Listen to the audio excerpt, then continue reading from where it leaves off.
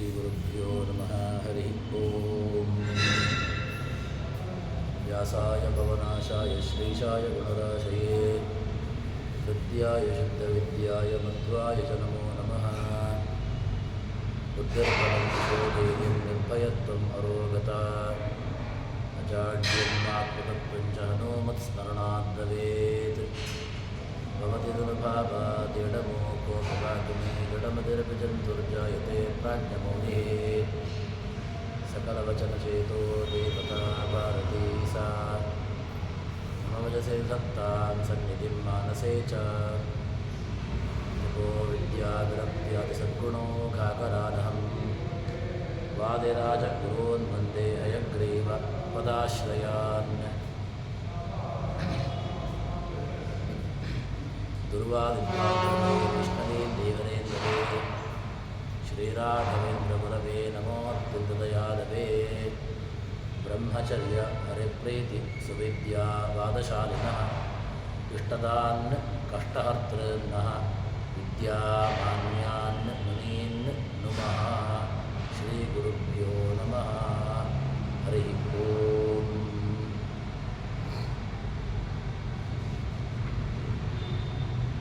ಭಗವಂತನ ಸ್ವಾತಂತ್ರ್ಯದ ವಿಚಾರವನ್ನು ಅವಲೋಕನ ಮಾಡ್ತಾ ಇದ್ದಾರೆ ಜಗನ್ನಾಥದಾಸರು. ಭಗವಂತನಿಗೆ ಯಾವ ರೀತಿಯಾದಂತಹ ಸ್ವಾತಂತ್ರ್ಯ ಇದೆ, ಭಗವಂತ ಎಲ್ಲ ಸ್ವಾತಂತ್ರ್ಯವನ್ನು ಕೂಡ ಜೀವರಿಗೆ ಕೊಟ್ಟಿದ್ದಾನೆ.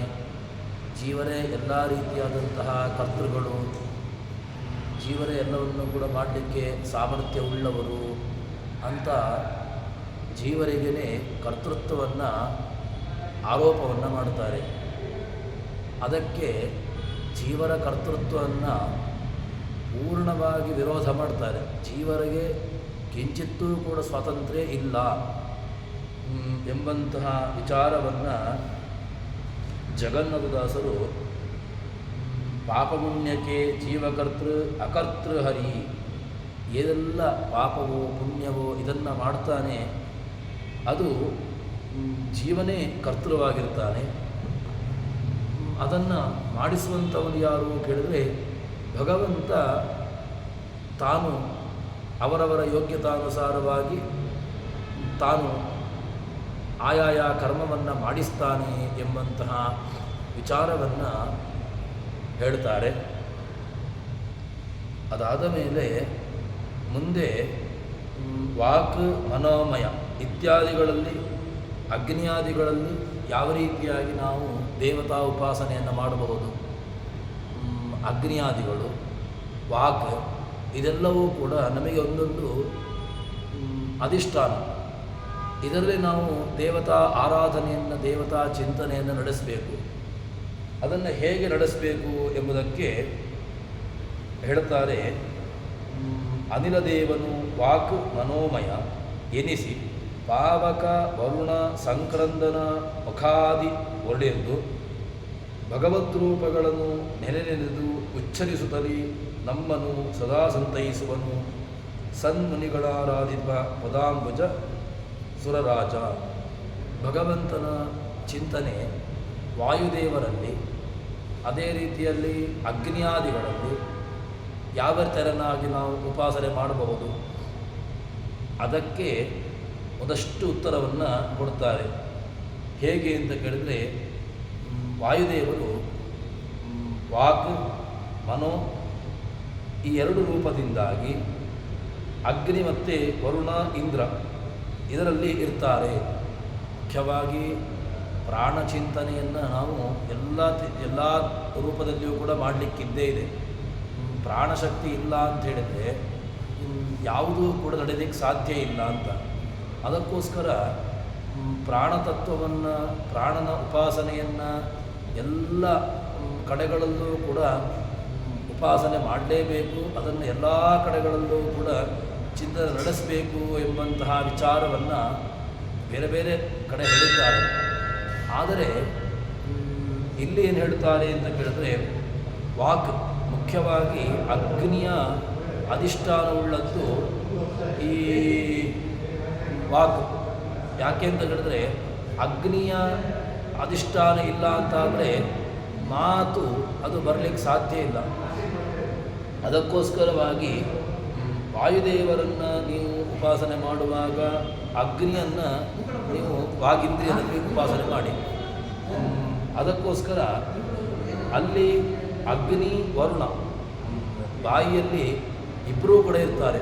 ವಾಗಭಿಮಾನಿಯಾಗಿ ವಾಯುದೇವರು ವರುಣ ಇವರಿಬ್ಬರೂ ಕೂಡ ಅಲ್ಲಿರ್ತಾರೆ. ಅದಾದ ಮೇಲೆ ಅವನ ಅಲ್ಲಿದ್ದಾರೆ ಎಂಬುದನ್ನು ಚಿಂತನೆ ನಡೆಸಿಕೊಂಡು ಮತ್ತು ಚಿಂತನೆ ನಡೆಸುವಾಗ ಏನು ಮಾಡಬೇಕು ಅಂತ ಕೇಳಿದರೆ ಎನಿಸಿ ಪಾವಕ ವರುಣ ಸಂಕ್ರಂದನ ಮುಖಾದಿ ಒಡೆದು ಅವರೆಲ್ಲರಲ್ಲಿಯೂ ಕೂಡ ಇಂದ್ರಾದಿ ದೇವತೆಗಳಲ್ಲಿ ಅವರಿದ್ದಾನೆ ಅಂತ ಇದ್ದಾನೆ ಎಂಬುದನ್ನು ಚಿಂತನೆ ಮಾಡಿದ ಮೇಲೆ ನೀವು ಅವನ ಗುಣಗಳನ್ನು ಭಗವದ್ ಉಪಾಸನೆ ಎಷ್ಟು ಮುಖ್ಯವೋ ಅದರ ಜೊತೆಗೆ ಭಗವಂತನ ಗುಣಗಳ ಚಿಂತನೆಯೂ ಕೂಡ ಅತಿ ಅವಶ್ಯಕವಾದದ್ದು ಎಂಬುದಾಗಿ ಹೇಳ್ತಾರೆ.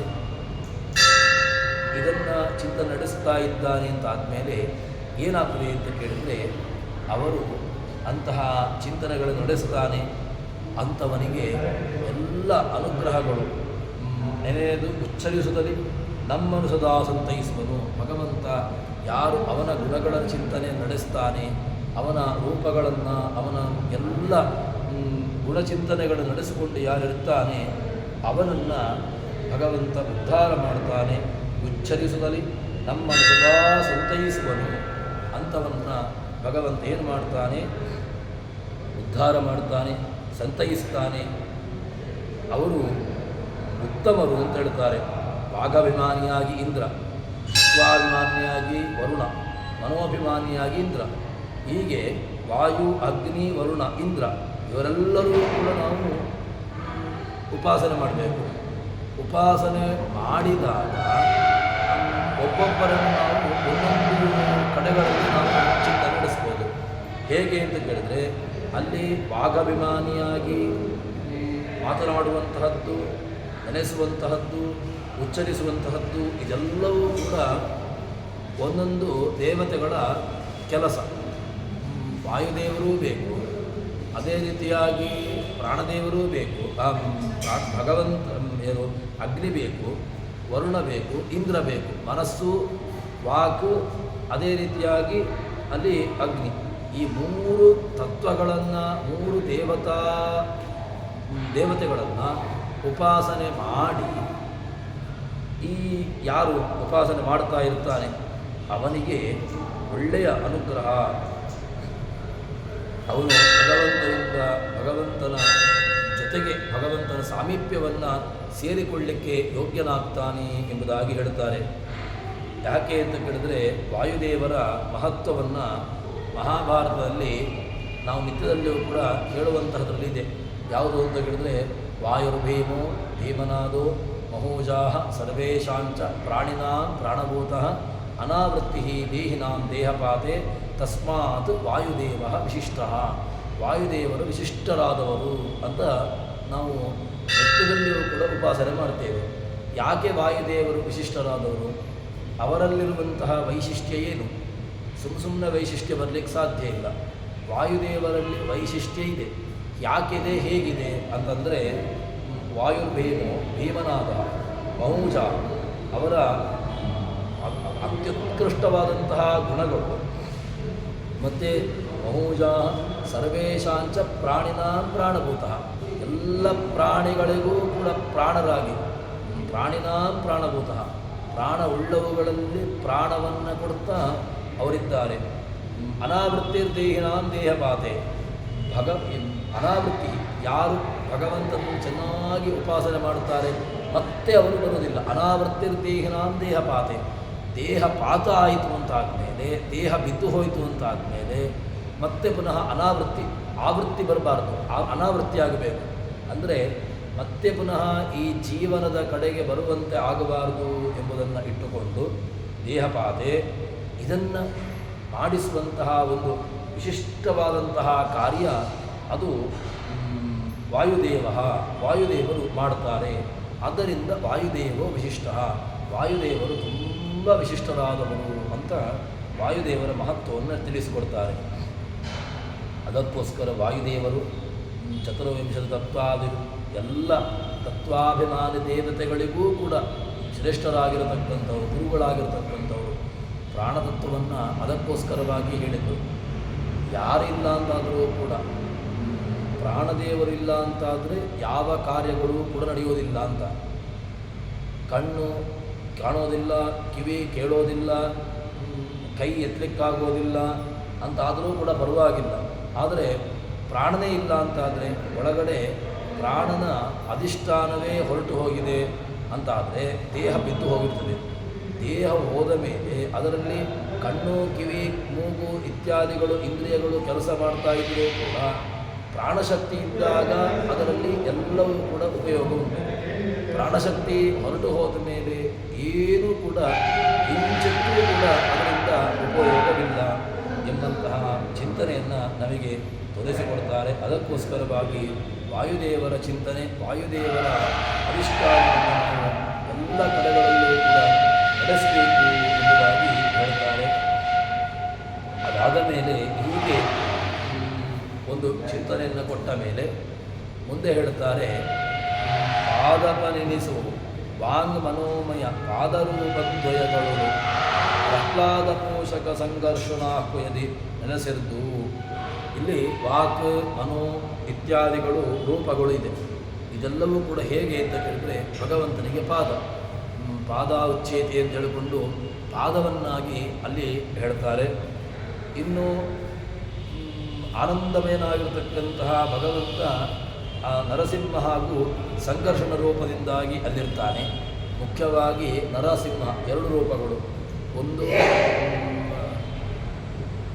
ಭಗವಂತ ಶತ್ರು ಸಂಹಾರಕವಾಗಿರತಕ್ಕಂತಹ ಉಗ್ರರೂಪವಾದಂತಹ ನರಸಿಂಹ ರೂಪ, ಇನ್ನೊಂದು ಎಲ್ಲ ಸಂಘರ್ಷಣ ವೇದಶಾಸ್ತ್ರ ಪ್ರಹ್ಲಾದ ಪೋಷಕ ಸಂಘರ್ಷಣಾಕ್ವೇದಿ, ಸಂಘರ್ಷಣ ಎಂಬಂತಹ ರೂಪದಿಂದಾಗಿರ್ತಾನೆ. ಅದೇನು? ವೇದ ಶಾಸ್ತ್ರ ಪುರಾಣಗಳ ಸಂವಾದ ರೂಪದೆ. ವೇದ ಶಾಸ್ತ್ರ ಪುರಾಣ ಇತ್ಯಾದಿಗಳ ಸಂವಾದ ರೂಪವಾಗಿರತಕ್ಕಂತಹದ್ದನ್ನು ಮನನ ಮಾಡಿಸ್ತಾ ಅಲ್ಲಿ ಸಂತೋಷವನ್ನು ನೀಡುತ್ತಾ ಅವರಿಗೆ ಸರ್ವರನ್ನೂ ಕೂಡ ಸಕಲರನ್ನೂ ಕೂಡ ಅವನು ಪೋಷಣೆಯನ್ನು ಮಾಡ್ತಾನೆ ಅಂತ ಹೇಳ್ತಾರೆ. ಇದಕ್ಕೆ ಸಂವಾದ ರೂಪವಾಗಿರತಕ್ಕಂತಹದ್ದು ಏನು ಕೇಳಿದರೆ, ಗತಿಸಾಮಾನ್ಯಾತ್ ಅರ್ಥೋ ಅಯಮೇವ ನಿಖಿಲೈರಪಿ ವೇದವಾಕ್ಯೈ ರಾಮಾಯಣೈ ಸಹಿತೈ ಪಂಚರಾತ್ರಮಾತ್ರೈ ಅನ್ಯೈಶ್ಚ ಶಾಸ್ತ್ರವಚನೈ ಸಾಧತ್ವಸೂತ್ರೈ ನಿರ್ಣೀಯೇತೆ ಸಹೃದಯಂ ಹರಿಣಾ ಸದೈವ. ಮಹಾಭಾರತ ತಾತ್ಪರ್ಯ ನಿರ್ಣಯದ ಮಾತನ್ನು ನಾವು ನೋಡ್ಬೋದು. ಏನು ಅಂತ ಕೇಳಿದರೆ, ಗತಿಸಾಮಾನ್ಯಾತ್ ಅಂತ. ಅರ್ಥೋ ಅಯಮೇವ ನಿಖಿಲೈರಪಿ ವೇದವಾಕ್ಯೈ, ಎಲ್ಲ ವೇದವಾಕ್ಯಗಳು ಕೂಡ ಯಾರನ್ನು ಹೇಳಲಿಕ್ಕೋಸ್ಕರವಾಗಿ, ಯಾರನ್ನು ತಿಳಿಸಿಕೊಡಬೇಕು, ಯಾರ ಆರಾಧನೆಯನ್ನು ಮಾಡಬೇಕು ಎಂಬುದನ್ನು ಹೇಳ್ತಾ ಇದೆ. ಅರ್ಥೋ ಅಯಮೇವ ನಿಖಿಲೈರಪಿ ವೇದವಾಕ್ಯೈ, ಎಲ್ಲ ವೇದವಾಕ್ಯಗಳು ರಾಮಾಯಣೈ ಸಹಿತ ಪಂಚರಾತ್ರೈ, ಎಲ್ಲ ರಾಮಾಯಣ, ಪಂಚರಾತ್ರ, ಮಹಾಭಾರತ ಇತ್ಯಾದಿ ಎಲ್ಲವುಗಳು ಕೂಡ ಯಾರನ್ನು ಹೇಳಲಿಕ್ಕೋಸ್ಕರವಾಗಿ, ಯಾರನ್ನು ತಿಳಿಸಿಕೊಡಲಿಕ್ಕೋಸ್ಕರವಾಗಿ ಹೊರಟಿವೆಯೋ, ಅನ್ಯೈಶ್ಚ ಶಾಸ್ತ್ರವಚನೈ, ಉಳಿದಂತಹ ಶಾಸ್ತ್ರವಚನಗಳು, ತತ್ವಸೂತ್ರಗಳು, ವೇದಾಂತದ ಬ್ರಹ್ಮಸೂತ್ರಗಳು ಇದೆಲ್ಲವುಗಳು ಕೂಡ ನಿರ್ಣೀಯತೆ, ಇದು ನಿರ್ಣಯ ಮಾಡಿಕೊಡುವಂತಹದ್ದು. ಇದಮಿತ್ತಂ, ಯಾರನ್ನು ಉಪಾಸನೆ ಮಾಡಬೇಕು, ಯಾರನ್ನು ಚಿಂತನೆ ನಡೆಸಬೇಕು ಎಂಬುದಕ್ಕೆ ನಿರ್ಣೀಯತೆ. ಇದಮಿತ್ತಂ, ಹೀಗೇನೆ ಆಗಬೇಕು ಎಂಬುದನ್ನು ತಿಳಿಸಿಕೊಟ್ಟಂತಹದ್ದು. ಸಹೃದಯಂ ಹರಿಣಾ ಸದೈವ, ಹೀಗೆ ಅಂತಹ ನಿರ್ಣಯಾತ್ಮಕವಾಗಿರತಕ್ಕಂತಹ ಸೂತ್ರಗಳನ್ನು, ನಿರ್ಣಯಾತ್ಮಕವಾದಂತಹ ಶಾಸ್ತ್ರಗಳು, ಮಹಾಭಾರತವಾಗಲಿ, ರಾಮಾಯಣ ಆಗಲಿ ಅಥವಾ ತತ್ವಸೂತ್ರಗಳು ಇದೆಲ್ಲವೂ ಕೂಡ ಭಗವಂತನನ್ನು ಉಪಾಸನೆ ಮಾಡಲಿಕ್ಕೆ, ಚಿಂತನೆ ಮಾಡಲಿಕ್ಕೆ ಹೊರಟಿರತಕ್ಕಂತಹದ್ದು. ಅದಕ್ಕೆ ಪ್ರಮಾಣವೂ ಕೂಡ ಹೇಳ್ತಾರೆ. ಏಷಃ ವೈ ಯಜ್ಞೋ ಯೋಯಂ ಭವತ ಏಷ ಎನ್ನಿದಂ ಸರ್ವಂ ಪುನಾತಿ ವಿದೇಶ ಎನ್ನಿದಂ ಸರ್ವಂ ಪುನಾತಿ ತಸ್ಮಾದೇವ ಯಜ್ಞಸ್ತಸ್ಯ ಮನಶ್ಚ ವಾಕ್ಚ ವರ್ಷಣೀ. ಇದು ಛಾಂದೋಗ್ಯೋಪನಿಷತ್ತಿನ ಮಾತು. ವಾಯು ಯಜ್ಞನಾಮನತ್ವಾದೋ ವಾಂಗ್ಮನಸ್ಥಿತೋ ಅಂತ ಹೇಳಿಕೊಂಡು ಎಲ್ಲದರಲ್ಲಿಯೂ ಕೂಡ ಮುಖ್ಯ ಮೂಲವಾಗಿರತಕ್ಕಂತಹದ್ದು ಎಂಬುದಾಗಿ ಹೇಳಿಕೊಂಡು ಇವನ ಈ ಪ್ರಾಣನ ಉಪಾಸನೆ ಇದು ಅತೀ ಅವಶ್ಯಕವಾಗಿರತಕ್ಕಂತಹದ್ದು ಎಂಬುದನ್ನು ಹೇಳಿಕೊಟ್ಟಾಗಾಯಿತು. ವಾಯುದೇವರ ಉಪಾಸನೆ, ವಾಯುದೇವರ ಚಿಂತನೆಯನ್ನು ಯಾಕೆ ಮಾಡಬೇಕು ಎಂಬುದನ್ನು ಹೇಳಿಕೊಟ್ಟಾಗಾಗ್ತದೆ. ಇದನ್ನು ಹೇಳಿದ ಮೇಲೆ ಮುಂದೆ ಏನು ಹೇಳ್ತಾರೆ ಅಂತ ಕೇಳಿದರೆ, ಒಳ್ಳೆಯ ನಮ್ಮ ಸಾಧನೆ ಏನು, ನಾವು ಮುಖ್ಯವಾಗಿ ಮಾಡಲೇಬೇಕಾಗಿರತಕ್ಕಂತಹದ್ದು ಏನು ಅಂತ ಕೇಳಿದರೆ ಅದನ್ನೇ ಉಪನಿಷತ್ತುಗಳು ಏನು ಹೇಳಿದೆ ಆ ವಿಚಾರವನ್ನು ಇಲ್ಲಿ ಸಾರಭಾಗವಾಗಿ ಇಲ್ಲಿ ಹೇಳ್ತಾರೆ. ಏನು ಅಂತ ಕೇಳಿದರೆ ಜಗನ್ನಾಥದಾಸರು ಹೇಳುವಂತಹ ಮಾತು, ಗಂಧವ ದಶ ದಿಶೆಗಳೊಳಗೆ ಇಂದ ಸೌರಭ ಪಸರಿಸುತ್ತ ಘ್ರಾಣೇಂದ್ರಿಯಗಳಿಗೆ ಸುಖವ ನೀವುತ ಸಂಚರಿಸುವಂತೆ ಇಂದಿರೇಶನ ಸುಗುಣಗಳ ದೈನಂದನದಿ ತುಜಿಸುತ್ತಾ ಅನುಮೋದಿಸುತ್ತಾ ತನ್ಬದಿರ ಸುಮೂಕರಂತಿರು ಮಂದಜದರೊಡನೆ ಒಳ್ಳೆಯ ಒಂದು ಮಾತನ್ನು ಹೇಳ್ತಾರೆ. ಏನು ಅಂತ ಕೇಳಿದ್ರೆ, ಗಂಧವ ಗಂಧಂ ವಹತಿ, ಗಂಧವನ್ನು ಎಲ್ಲ ಕಡೆಗಳಲ್ಲೂ ಕೂಡ ಪಸರಿಸುವಂತಹ ಕೆಲಸ ಅದು ಗಾಳಿಯದ್ದು. ಏನು ಗಾಳಿಯ ಕೆಲಸ ಏನು, ಗಾಳಿಯ ಕರ್ಮ ಏನು ಕೇಳಿದರೆ, ಎಲ್ಲ ಕಡೆಗಳಲ್ಲೂ ಕೂಡ ಗಂಧವನ್ನು ಅಂದರೆ ಸುಗಂಧವನ್ನು ಅಥವಾ ದುರ್ಗಂಧವು ಇದೆರಡೂ ಕೂಡ ಗಾಳಿಯ ಸಂಬಂಧದಿಂದಾಗಿ, ಎಲ್ಲಿಯೋ ದುರ್ಗಂಧ ಇತ್ತು, ಆ ದುರ್ಗಂಧವನ್ನು ಗಾಳಿಯ ಸಂಪರ್ಕದಿಂದಾಗಿ ಗಾಳಿ ಏನು ಮಾಡಿತು ಕೇಳಿದರೆ ಅದನ್ನು ಎಲ್ಲ ಕಡೆಗಳಲ್ಲೂ ಕೂಡ ಅದು ಹರಡಿತು. ಹರಡುವಂತಹ ಕಾರ್ಯವನ್ನು ಮಾಡಿದ್ದು ಗಾಳಿ.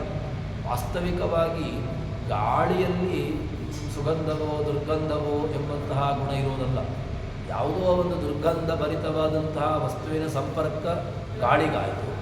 ಆ ಗಾಳಿ ಏನಾಯಿತು, ಆವಾಗ ಆ ದುರ್ಗಂಧದ ಗಾಳಿಯನ್ನು ತಗೊಂಡು ಬಂದು ಅದು ಆಘ್ರಾಣೇಂದ್ರಿಯಕ್ಕೆ ತಂದು ಅದರ ಚಿಂತನೆ, ಅದರ ಸ್ಮೆಲ್, ಅಂದರೆ ಅದರ ವಾಸನೆ ಬರುವಂತೆ ಮಾಡ್ತದೆ. ಅದೇ ರೀತಿಯಾಗಿ ನಾವು ಹೇಗಿರಬೇಕು ಅಂತ ಕೇಳಿದರೆ, ನಮ್ಮ ಮುಖ್ಯವಾದಂತಹ ಕಾರ್ಯ ಏನು ಕೇಳಿದರೆ ಅದಕ್ಕೆ ಉತ್ತರವನ್ನು ಕೊಡ್ತಾರೆ. ಗಂಧವ ದಶ ದಿಶೆಗಳೊಳಗೆ, 10 ದಿಕ್ಕುಗಳಲ್ಲೂ ಕೂಡ ಪ್ರಾಚಿ, ಪ್ರತೀಚಿ, ಉದೀಚಿ ಇದೆಲ್ಲವೂ ಕೂಡ ಪೂರ್ವ, ಪಶ್ಚಿಮ, ಉತ್ತರ, ದಕ್ಷಿಣ, ನೈಋತ್ಯ, ವಾಯವ್ಯ, ಆಗ್ನೇಯ, ಈಶಾನ್ಯ, ಊರ್ಧ್ವ, ಅಧ ಹೀಗೆ ದಶದಿಕ್ ಸಂಬಂಧವನ್ನು ಹೇಳ್ತಾರೆ. ದಶದಿಕ್ಕುಗಳಿಗೂ ಕೂಡ ಗಾಳಿ ಏನು ಮಾಡ್ತದೆ, ತಾನು ತನ್ನ ಕಾರ್ಯವಾದಂತಹ ಏನು ಆ ಗಂಧವನ್ನು ಅದು ಹರಡಿಸ್ತಾ ಇರ್ತದೆ. ಅದೇ ರೀತಿಯಾಗಿ ಘ್ರಾಣೇಂದ್ರಿಯಗಳಿಗೆ ಸುಖವನೀತ, ಒಳ್ಳೆಯ ಆನಂದಭರಿತವಾದಂತಹ ಸುಖ ಬಂತು, ಏನು ಘ್ರಾಣ ಬಂತು, ಆಘ್ರಾಣದೆ ಬಂತು ಅಂತಾದರೆ ಅದು ಆವಾಗ ಘ್ರಾಣೇಂದ್ರಿಯ ಆ ಒಳ್ಳೆಯ ಗಾಳಿಯನ್ನು ತೆಗೆದುಕೊಳ್ಳುತ್ತದೆ.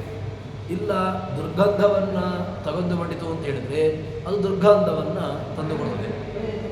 ಹೀಗೆ ಘ್ರಾಣೇಂದ್ರಿಯ ಗಾಳಿ ಯಾವ ರೀತಿಯಾಗಿ ಇಡೀ ಏನು ಕಮಲದ ಪರಿಮಾಣವನ್ನು ನಾವು ಈಗ ಒಳ್ಳೆಯದನ್ನಿಟ್ಟುಕೊಳ್ಳುವ, ನಮ್ಮ ಕಮಲದ ಸಂಪರ್ಕ ಗಾಳಿಗಾಯಿತು ಅಂದರೆ ಕಮಲದ ಒಳ್ಳೆಯ ಆಘ್ರಾಣನೆಯ ಒಂದು ಪರಿಮಳದ ಸಂಪರ್ಕ ಗಾಳಿಗಾದಾಗ ಆ ಗಾಳಿ ಕಮಲದ ಮೇಲಿನಿಂದ ಹಾದಿಕೊಂಡು ಬಂದಾಗ ಆ ಕಮಲದ ಸುಗಂಧವನ್ನು ನಮಗೆ ನಮ್ಮ ಘ್ರಾಣೇಂದ್ರಿಯಕ್ಕೆ ತಂದುಕೊಡ್ತದೆ.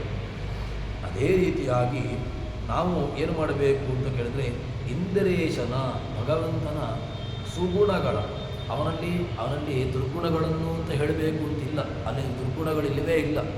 ಆದರೂ ಕೂಡ ಸುಗುಣಗಳ ಅಂತ, ಒಳ್ಳೆಯ ಗುಣಗಳು ಅಂತ ಏನೆಲ್ಲ ಇದೆಯೋ ಆ ಎಲ್ಲ, ಯಾಕೆ ಗುಣಗಳನ್ನು ಉಪಾಸನೆ ಮಾಡಬೇಕು, ಗುಣ ಉಪಾಸನೆಯೇ ನಮ್ಮ ಮುಖ್ಯವಾದಂತಹದ್ದು.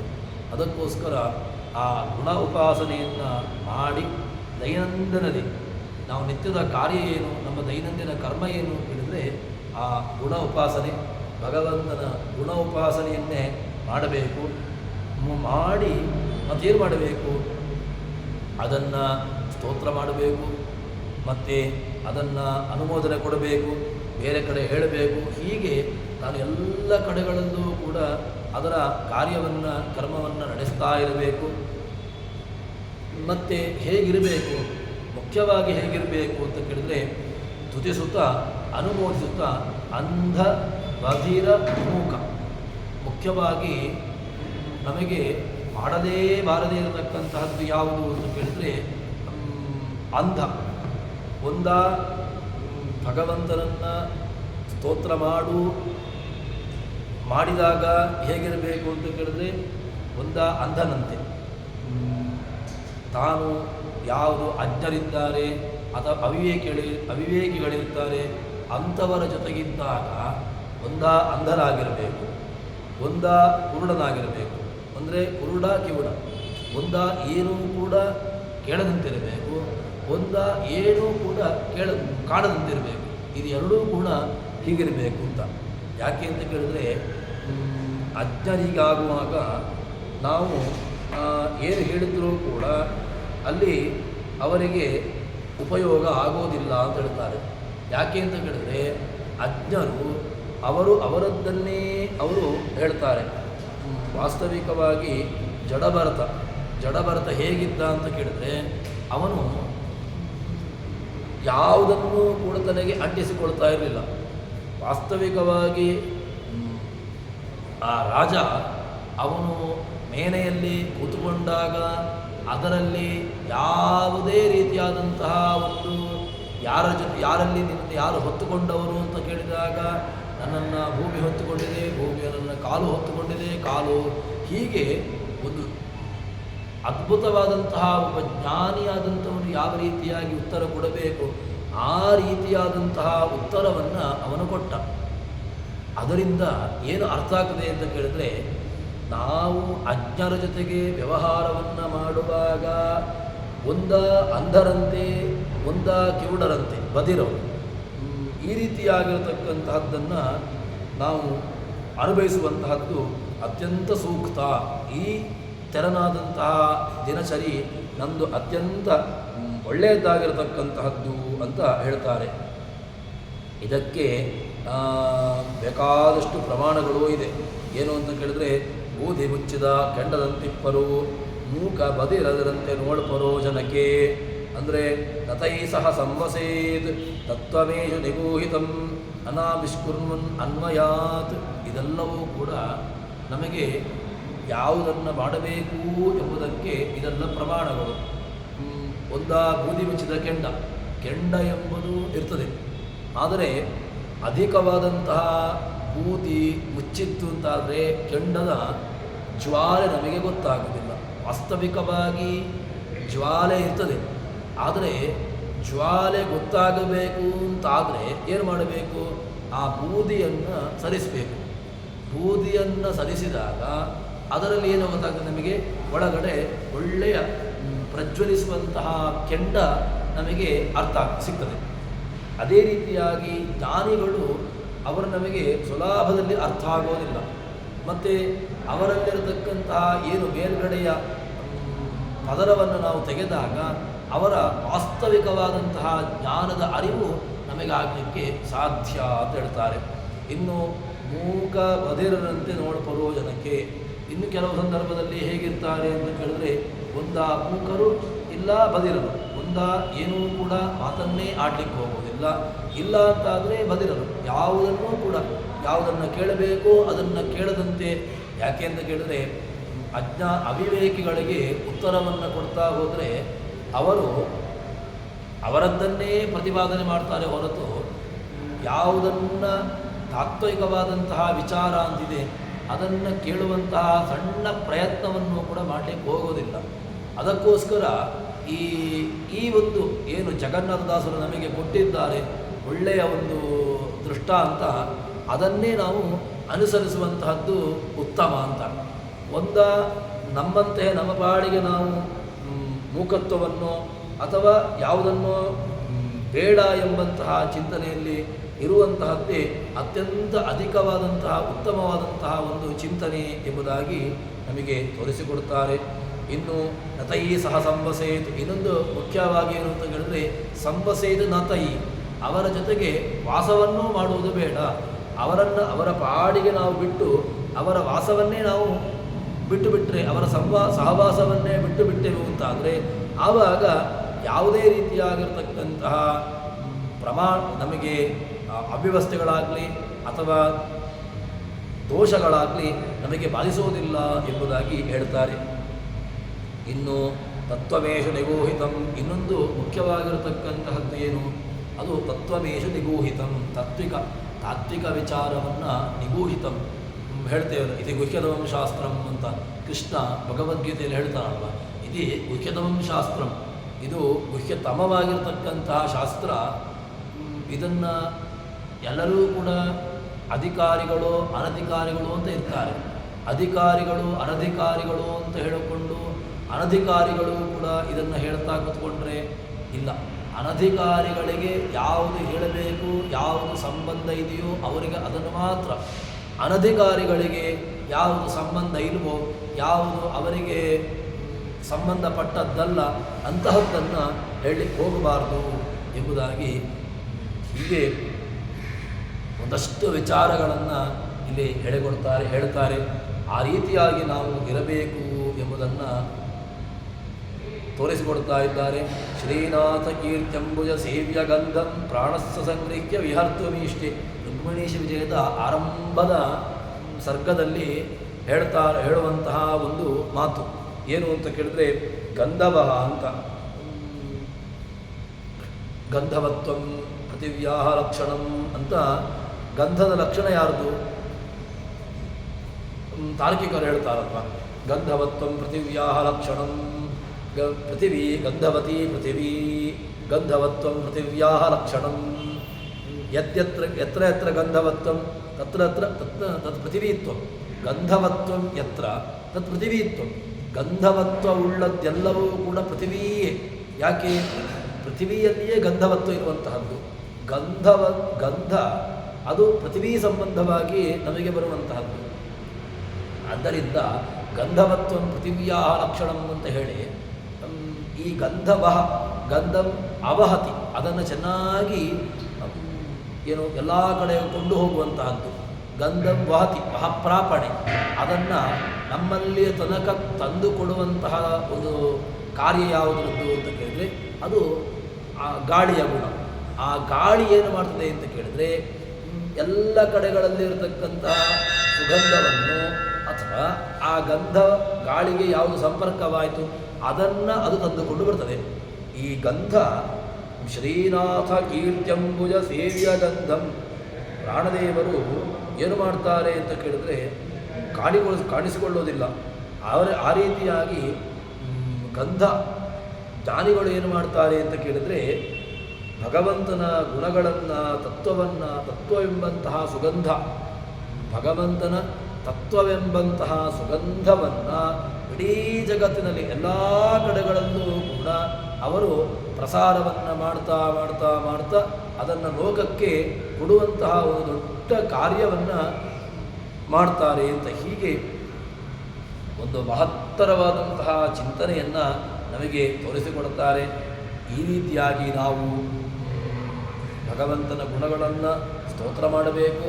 ಮತ್ತು ಯಾರು ಅಧಿಕ ಪ್ರಸಂಗಿಗಳು ಅಂತ ಅವಿವೇಕಿಗಳಿರ್ತಾರೆ, ಅಜ್ಞಾನಿಗಳಿರ್ತಾರೆ, ಅವರ ಜೊತೆಗೆ ಆಗುವಾಗ ಅವರ ಜೊತೆಗೆ ವ್ಯವಹಾರವನ್ನೇ ಬಿಡುವುದು ಉತ್ತಮ. ಯಾಕೆ ಅಂತ ಕೇಳಿದ್ರೆ, ಅವರ ಜೊತೆಗೆ ವಾಗ್ವ್ಯಾಪಾರವನ್ನು ಮಾಡಲಿಕ್ಕೆ ಹೋದರೆ ಅವರು ತಮ್ಮದೇ ಆದಂತಹ ಚಿಂತನೆಯಲ್ಲಿ, ತಮ್ಮದೇ ಆದಂತಹ ಮನಸ್ಥಿತಿಯಲ್ಲಿ ಅವರಿರ್ತಾರೆ. ಅವರು ನಮ್ಮದನ್ನು ಕೇಳಿಕೊಳ್ಳುವಂತಹ ವ್ಯವಧಾನ ಅವರಿಗಿರೋದಿಲ್ಲ. ಅದಕ್ಕೋಸ್ಕರ ನಾವು ಏನು ಮಾಡಬೇಕು? ಈ ಅಂಧರಂತೆ ಬದಿರರಂತೆ ಇರುವುದೇ ಸೂಕ್ತ. ಯಾರು ಅಂಧನಿಗೆ ಗೊತ್ತಾಗೋದಿಲ್ಲ, ಅವನ ಪಾಡಿಗೆ ಅವನು ಇರ್ತಾನೆ. ಇನ್ನು ಕೇಳದೇ ಇರುವವನು ಅವನು ಕೂಡ ತನ್ನ ಪಾಡಿಗೆ ತನ್ನ ಕಾರ್ಯವನ್ನು ಮಾಡಿಕೊಂಡಿರ್ತಾನೆ. ಯಾಕೆ ಅಂತ ಕೇಳಿದರೆ, ಯಾವುದೂ ಕೂಡ ಕೇಳುವುದಿಲ್ಲ. ಅದರಿಂದಾಗಿ ಅವನು ತನ್ನದ್ದಾದಂತಹ ಕಾರ್ಯವನ್ನು ಮಾಡಿಕೊಂಡು ತಾನು ಜೀವನವನ್ನು ಮಾಡುತ್ತಾನೆ ಅಂತ. ಈ ರೀತಿಯಾಗಿ ಇರಬೇಕು. ನಾವು ಕೂಡ ಯಾವುದು ನಮಗೆ ಯೋಗ್ಯ, ಯಾವುದು ನಮಗೆ ಬೇಕು, ಅದರಲ್ಲಿ ನಮ್ಮ ಮನಸ್ಸನ್ನು ಇಟ್ಟು ಅದರಲ್ಲಿ ನಮ್ಮ ಬೇಕಾಗಿರತಕ್ಕಂತಹ ವಿಚಾರದಲ್ಲಿ ಚಿಂತನೆ ನಡೆಸುವಂತಹದ್ದು ಅದು ಉಚಿತ. ಯಾವುದು ನಮಗೆ ಬೇಡ, ಯಾವುದು ನಮಗೆ ಸಂಬಂಧಪಟ್ಟದ್ದಲ್ಲ, ಅದರಲ್ಲಿ ನಾವು ಚಿಂತನೆಯನ್ನು, ಅದರ ಮನವನ್ನು ಅಥವಾ ಅದರಲ್ಲಿ ಇರತಕ್ಕಂತಹ ಅವಗುಣಗಳನ್ನು, ಗುಣಗಳನ್ನು ಅದರಲ್ಲಿ ನಾವು ನಮ್ಮ ಚಿಂತನೆಯನ್ನಾಗಲಿ ಮನಸ್ಸನ್ನಾಗಲಿ ಇಡುವಂತಹದ್ದು ಅದು ವ್ಯರ್ಥ ಬೇಕಾಗಿಲ್ಲ ಎಂಬುದಾಗಿ ಹೀಗೆ ಮಹತ್ತರವಾದಂತಹ ಚಿಂತನೆಯನ್ನು ನಮಗೆ ತೋರಿಸಿಕೊಡುತ್ತಾರೆ. ಪ್ರಾಣದೇವರಂತೆ ಪ್ರಾಣದೇವರು ಹೀಗೆ ಪ್ರಾಣದೇವರು ಭಗವಂತನ ಎಲ್ಲ ಏನು ವಾಯುದೇವರು ಎಲ್ಲ ಕಡೆಗಳಲ್ಲೂ ಕೂಡ ಸಂಚಾರವನ್ನು ಮಾಡ್ತಾ ಮಾಡ್ತಾ ಮಾಡ್ತಾ ಗಂಧವನ್ನು ಎಲ್ಲ ಕಡೆಗಳಲ್ಲೂ ಕೂಡ ದಶದಿಕ್ಕುಗಳಿಗೂ ಕೂಡ ಅದರ ಅದರ ಆಘ್ರಾಣನೆ ಅದರ ಪರಿಮಳ ಬರುವಂತೆ ಸುಗಂಧ ಬರುವಂತೆ ಮಾಡ್ತಾರೆ. ಅದೇ ರೀತಿಯಾಗಿ ಜ್ಞಾನಿಗಳು ಕೂಡ 10 ದಿಕ್ಕುಗಳಿಗೂ ಕೂಡ ಏನು ಮಾಡ್ತಾರೆ, ತಾವು ಮಾತ್ರ ಕೊಚ್ಚಿಕೊಳ್ಳೋದಿಲ್ಲ. ನಾನು ಮಾಡಿದೆ ನನ್ನಿಂದಾಯಿತು, ನಾನು ನಂದು ಅಂತ. ಮತ್ತು ತಮ್ಮ ಏನು ಕಾರ್ಯ ಇದೆ ತಾವು ಮಾಡುವಂತಹ ತನ್ನ ಕೆಲಸವನ್ನು ಕಾರ್ಯವನ್ನು ಯಾವುದೇ ರೀತಿಯಾದಂತಹ ಅದರಲ್ಲಿ ಏನು ಆಸೆಯನ್ನು ಪಡದೆ ಅಥವಾ ಅದರಲ್ಲಿ ಅಧಿಕವಾಗಿರತಕ್ಕಂತಹ ಆಕಾಂಕ್ಷೆಯನ್ನಿಟ್ಟುಕೊಳ್ಳದೆ ಇದು ಯಾವುದಕ್ಕೂ ಕೂಡ ಒಳಗಾಗದೆ ಯಾವುದೇ ಮೋಹಕ್ಕೆ ಯಾವುದೇ ರೀತಿಯಾಗಿರತಕ್ಕಂತಹ ಮೋಹಾದಿಗಳಿಗೆ ಒಳಗಾಗದೆ ತಾವು ತಮ್ಮ ಕಾರ್ಯವನ್ನು ಮಾಡ್ತಾ ಇರ್ತಾರೆ ಎಂಬಂತಹ ವಿಚಾರವನ್ನು ನಮಗೆ ಜಗನ್ನಾಥದಾಸರು ಕೊಡ್ತಾರೆ. ಈ ರೀತಿಯಾಗಿ ನಾವಿರುವಂತಹದ್ದು ಅತ್ಯಂತ ಸುಕೃತ ಏನು ವ್ಯವಸ್ಥಿತವಾದಂತಹದ್ದು. ಯಾಕೆ ಯಾವುದೋ ವಿಚಾರವನ್ನು ನಾವು ತಲೆಗೆ ಹಾಕಿಕೊಂಡು ಅದೂ ಕೂಡ ನಮಗೆ ಅರ್ಥವಾಗದೆ ಅದಕ್ಕೋಸ್ಕರ ನಮ್ಮದೇನು ಕೆಲಸ ನಮ್ಮದ್ದಾಗಿರತಕ್ಕಂತಹ ಕಾರ್ಯ ಏನು ಅಂತ ಅದನ್ನು ಸರಿಯಾಗಿ ಚಿಂತನೆ ಮಾಡಿಕೊಂಡು ಅದನ್ನು ಸರಿಯಾಗಿ ಅರ್ಥೈಸಿಕೊಂಡು ಭಗವಂತನ ಗುಣಗಳನ್ನು ಭಗವಂತನ ಹಿರಿಮೆಯನ್ನು ನಮ್ಮ ಯೋಗ್ಯತಾನುಸಾರವಾಗಿ ನಮ್ಮ ಯೋಗ್ಯತೆ ಹೇಳಿದಲ್ಲ ನಮಗೆ ಪೂರ್ಣವಾಗಿರಬೇಕು ಅಂತ ಎಂಬಂತಹ ಆಕಾಂಕ್ಷೆ ಹಂಬಲ ಏನಿಲ್ಲ. ನಮಗೆ ನಮ್ಮದ್ದಾಗಿರತಕ್ಕಂತಹ ಪ್ರಮಾಣದಲ್ಲಿ ಸಿಕ್ಕಿದರೆ ಸಾಕು. ನಮಗೆ ಎಲ್ಲ ಕಡೆಗಳಲ್ಲೂ ಕೂಡ ನನಗೆ ಗೌರವ ಬೇಕು, ಎಲ್ಲ ಕಡೆಗಳಲ್ಲೂ ಕೂಡ ನನ್ನ ಮನ್ನಣೆ ಹಾಕಬೇಕು ಅಂತ ಎಂಬಂತಹ ಆಕಾಂಕ್ಷೆ ಆಸೆ ಅದು ಬೇಡ. ನನಗೆ ನನ್ನದ್ದಾಗಿರತಕ್ಕಂತಹ ಗುಣಗಳು ನನ್ನದ್ದಾಗಿರತಕ್ಕಂತಹ ಭಗವತ್ ಚಿಂತನೆಗಳು ಅದು ನನಗೆ ಲಭಿಸಿದರೆ ಸಾಕು ಎಂಬಂತಹ ರೀತಿಯಲ್ಲಿ ತಾನು ತನ್ನ ಜೀವನವನ್ನು ಆಡಬೇಕು ಎಂಬುದಾಗಿ ಹೇಳ್ತಾರೆ. ಈ ರೀತಿಯಾಗಿರತಕ್ಕಂತಹ ಜೀವನ ಅದನ್ನು ನಡೆಸಿಕೊಂಡು ತಾನು ಭಗವಂತನ ಗುಣಗಳನ್ನು ಭಗವಂತನ ಚಿಂತನೆಯನ್ನು ನಡೆಸಿಕೊಂಡು ಜೀವನವನ್ನು ಸಾಗಿಸ್ತಾ ಇರಬೇಕು ಅಂತ. ಸರಿ, ಹೀಗಿದ್ದ ಮೇಲೆ ಇಷ್ಟೆಲ್ಲ ಆಯಿತು ಅಂತಾದರೆ ಭಗವಂತನ ನಮಗೆ ವೈಕುಂಠಾದಿಗಳು ನಮಗೆ ಲಭಿಸ್ತವೆ, ವೈಕುಂಠಾದಿಗಳಿಗೆ ನಾವು ಪ್ರವೇಶವನ್ನು ಮಾಡಬಹುದು ಅಂತ.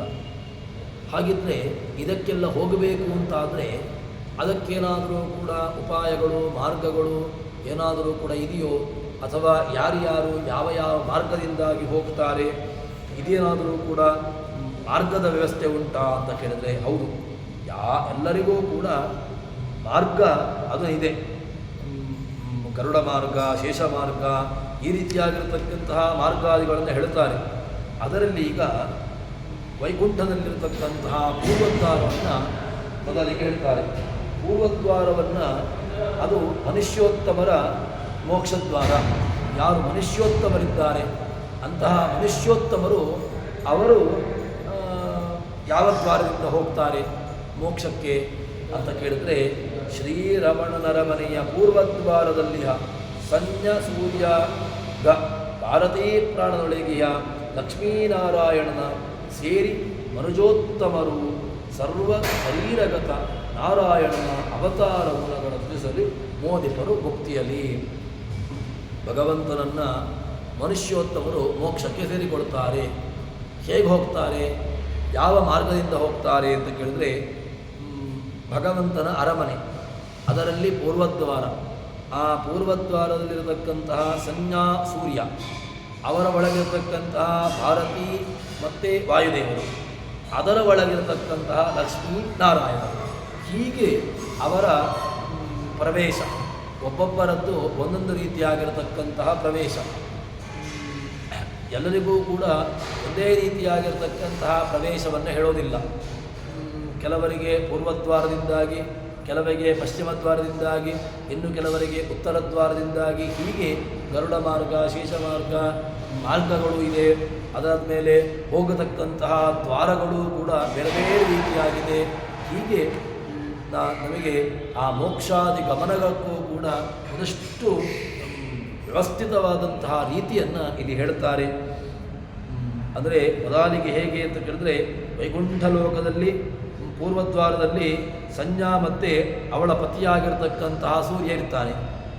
ಅವರ ಒಳಗೆ ಭಾರತೀ ದೇವಿಯೂ ಇದ್ದಾರೆ, ವಾಯುದೇವರು ಇರ್ತಾರೆ. ಅದಾದ ಮೇಲೆ ಲಕ್ಷ್ಮೀನಾರಾಯಣ ರೂಪ, ಲಕ್ಷ್ಮೀ ನಾರಾಯಣ, ಹೀಗೆ ಇವರ ಮೂಲಕವಾಗಿ ಇವರು ತಾವು ಪ್ರವೇಶವನ್ನು ಮಾಡಿ ಅಲ್ಲಿ ಏನು ಮನುಷ್ಯೋತ್ತಮರು, ಇದು ಮನುಷ್ಯೋತ್ತಮರ ಗಮನ.